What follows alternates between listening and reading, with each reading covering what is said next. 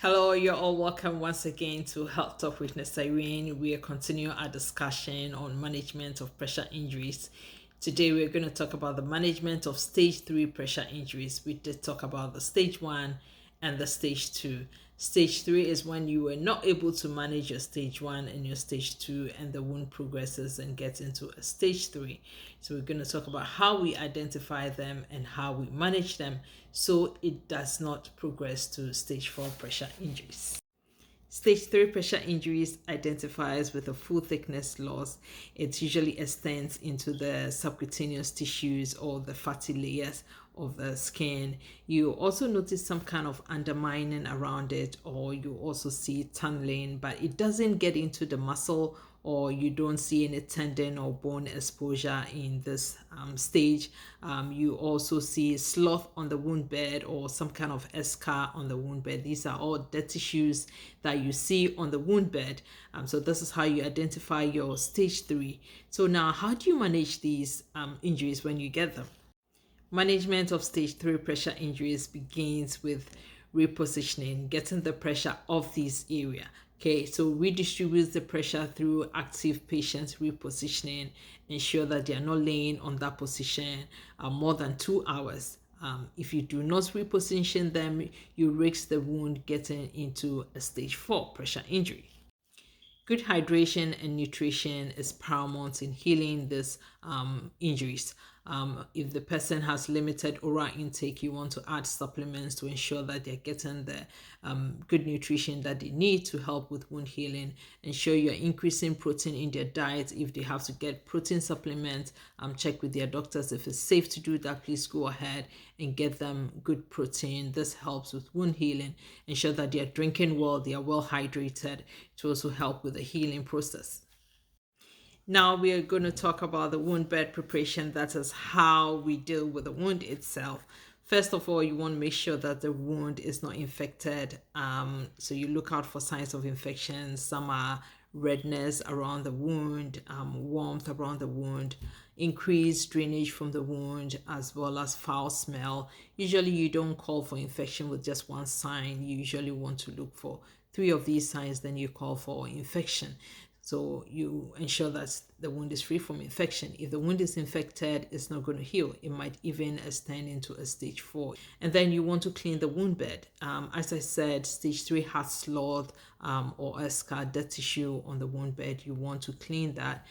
That is what we call debridement. But there are different ways of debriding these wounds depending on where you work, your skill, and also the condition of the patient, right?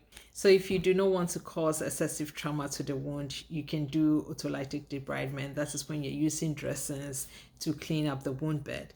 The dressings that you can use are the hydrogels. You can use the honey dressings or the honey gel. Donates moisture to the wound, and then the body's enzymes will break down these slough and then clean the wound as you change the dressing. If you have a lot of drainage to the wound, you do not want to use these hydrogels or the honey dressings because you don't want to donate moisture to the wound bed. You want a dressing that will absorb the drainage and still cause autolytic debridement. Example of the dressings that you can use are the Hydrofera Blue. These are good absorbent dressings, but still will cause these autolytic debridement. You can also use a dry gauze. As you change your dressing, you can use a dry gauze to gradually clean the wound bed to get the slough off. So the idea with choosing your dressing when you want to get slough off is when the wound is dry, you do not want to use a dressing that will dry it off. So for instance, if your wound is dry, that is not when you want to use the iodines, right? They dry off the wound. So if you have slough, the wound is dry, you do not want to use your iodines if you're not worried about any serious infection, or if the wound bed has no infection, you don't have a reason to use iodine to dry off the wound, right? So, and when the wound is wet, you do not want to use the gels that will also donate moisture to the wound. Depending on your skill for stage 3 pressure injuries, if you have slough on there, depending on the client's condition, if they have good circulation, you can do conservative sharp debridement. That is when you use your carrot or you use your scalpel blade to clean the wound bed, but still the sloth will has to moisten up before you are able to do this safely. So the use of mechanical debridement such as the wet to dry gauze is outdated. It causes delayed wound healing as well as destroys healthy tissue, and it's very painful. So we do not encourage that. That is when people use wet gauze, put it on a wound, wait for it to dry, and forcefully pull it off to get the tissue off the wound bed. That is not encouraged anymore, so you do not want to do that. When dressing your wounds, you also want to make sure that you are addressing your undermining and your tunneling. You want to make sure that your primary dressings are going into all these undermining areas to ensure that the wound edges close properly.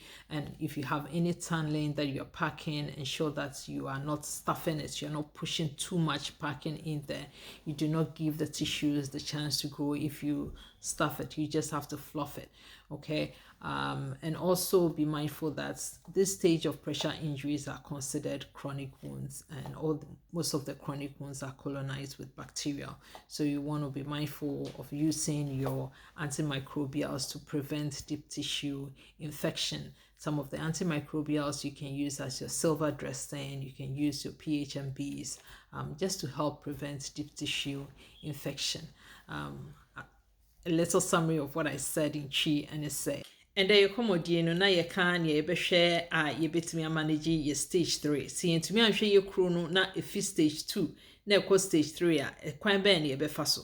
Na stage 3 no ye be de hu. Stage 3 no eya na obe se kro no etu akomu kakra. Unhu ndompe de na wunhu so se muscle no ho but akɔ inside. Sa ye kro no eya na yellow we enim na obe se na so se black we kro no ni. I be also na kwan deda ho nkyɛn nti no yɛhwɛ ekuro we a ne di nkan se yɛbɛhwɛ sɛ nipa no enda bebi a ekuro no wɔ no yɛbɛdane no efi bebi ekuro no wɔ no esan sɛ hɔ da hɔ bebre a na pressure no ɛda ho wɔ hɔ ɛna efe so yɛbɛhwɛ sɛ yellow na ɛwɔ ekuro no ni no yɛyi efi hɔ ɛnyɛ saa ekuro no ntimi wu na yɛbɛhwehwɛ so sɛ ekuro no nyɛ infected nti yɛbɛhwɛ for signs of infection ne sɛ ekuro no nkyɛn ayɛ kɔkɔɔ ana sɛ ekuro no nkyɛn no ayɛ hye ana nsuo na efi ekuro no mu ba no ɛbɔn ankyɛ sɛ infection wɔ ekuro no mu ɛno no wanhwɛ ho asɛm aka ekuro no wu na yellow na kwan bɛn yɛbɛfa so a yɛbɛyi yɛwɔ dressings a yɛtumi de ɛdoto so na ama ekuro no yellow na ayɛ memremre na wo sesa kuro na ɛno ankasa eyi na sɛ nsuo bebre wɔ kuro no mu a saa dressings na ɛdi nsuo ɛka kuro ho no wo mpɛ sɛ obɛyi so so used to dress na betimi atwe nsuo no na still a eyi yellow na fi so enkakra yempe dressing so a wo de beto so a eye wet na wo beyi no dindindin na awo no na weyi wo ye ne saa na eno no ubri kro nani wo mpe ne saa nti ye wo dressing sa etumi bokoboko eyi saa eyi no yellow no anaso say nurse betumi use blade ana carrot aye soft no na odi twitwe ni enkakra no weyi sloth no isan say no wo ho a ekuro no enwu nti no ne aye kan ne say wo kuro eni awo a wo use dress na ebema ekuro no amu aye soft kakra nsuo be we ekuro ni kakra ena nsuo bebre so fi kuro ni mu ba wo hia dress na ebetimi atwe nsuo no na nsuo no engina ekuro ni so ena se kwan ededa ho a ye dressings ne be kokokoko nchenkye ho nia na etumi close kro ni yie se to close na wom na ye park a ye park ne pampen wo be park no soft fluffy na ekro no etimi enyi ana ekro na nkasa etimi epie abasoro enye sa ye tissues no my ekro no enyi isan say ya stuffing it too much bigidi say sa education aboa. Next time, you become management of stage 4. I hope this has helped. We're going to talk about management of stage 4 pressure injuries. You stay tuned and you stay blessed.